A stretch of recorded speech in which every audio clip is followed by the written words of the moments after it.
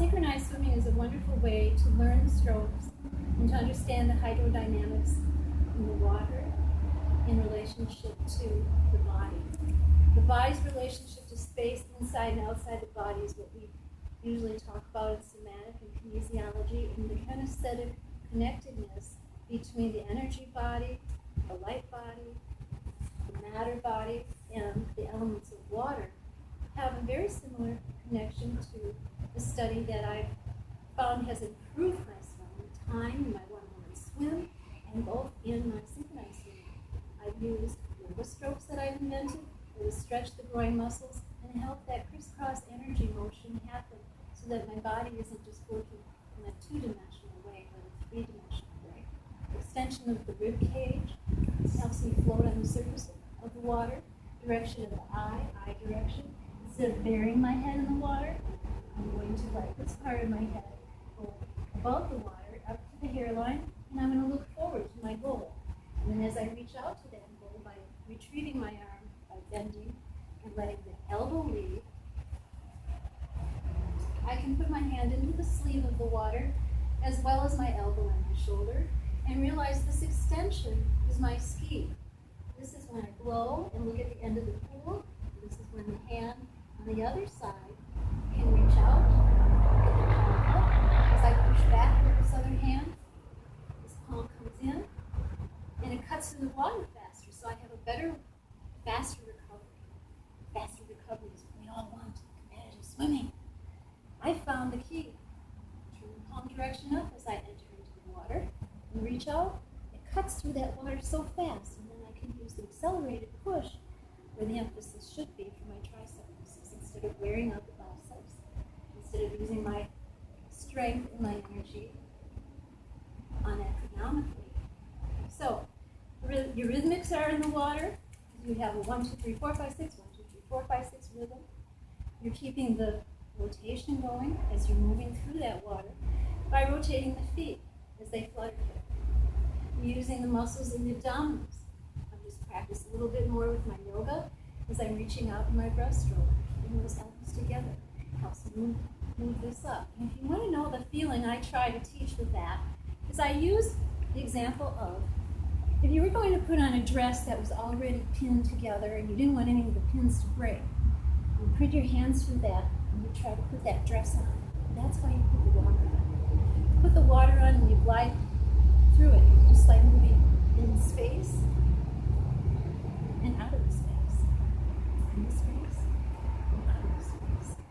And that's what we're doing in the water when we do the yoga stroke. It's a warm-up I do for a stretch before. I just swim about 200 yards before I swim a mile, and then I'm all warmed up. And so I do a lot of side stroke. And in the side stroke, I'll use one leg to do the scissors and one arm to do that motion, while I'm holding the other foot behind me, stretching and using the crisscross motion between the pelvic muscles that attach to the thigh bone, psoas, and the lumbar area. In synchronized swimming, you want to keep the tops of the legs looking right near the surface. So you wrap these muscles, pinch a nipple, and extend. Not like this, they're extended. The rib cage is extended, but the shoulders are coming down. So you have the Alexander technique, pushing and pulling this energy up. Kundalini energy is moving the feet and shaking the tail in that direction where you want it to go. Your feet are like to the left, center, to the right, center, because your body is rotating. Okay? Your body rotates. So I'm going to be kicking to the right a little bit. Not a lot. In swimming, you don't want to exaggerate too much. In swimming, you want to find the hydrodynamic position in the water. So on your back, you're trying to extend that rib cage. And you're stretching from the inside out diaphragmatically because breathing is the most fundamental thing.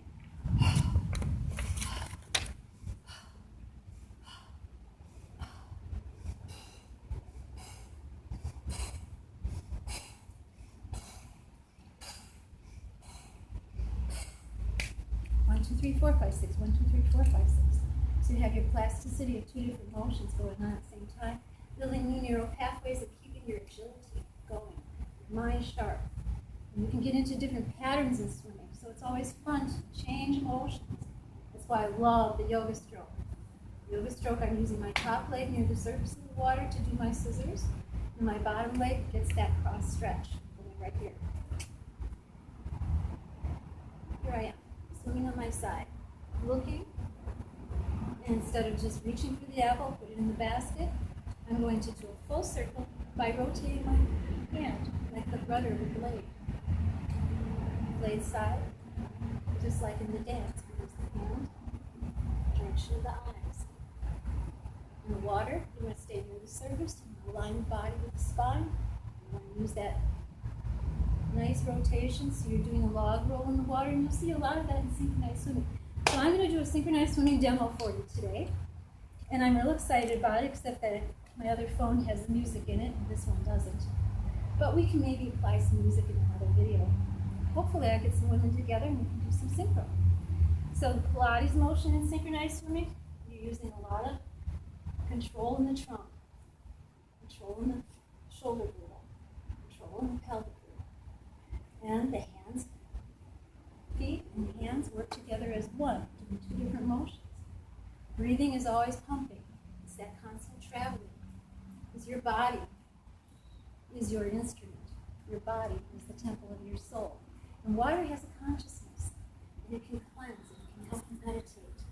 And you can use music in your head. So swimming has been a meditative cure for me. I'm grieving with my mom. This is my second month. And we're connecting more in prayer and asking for signs. I'm getting some.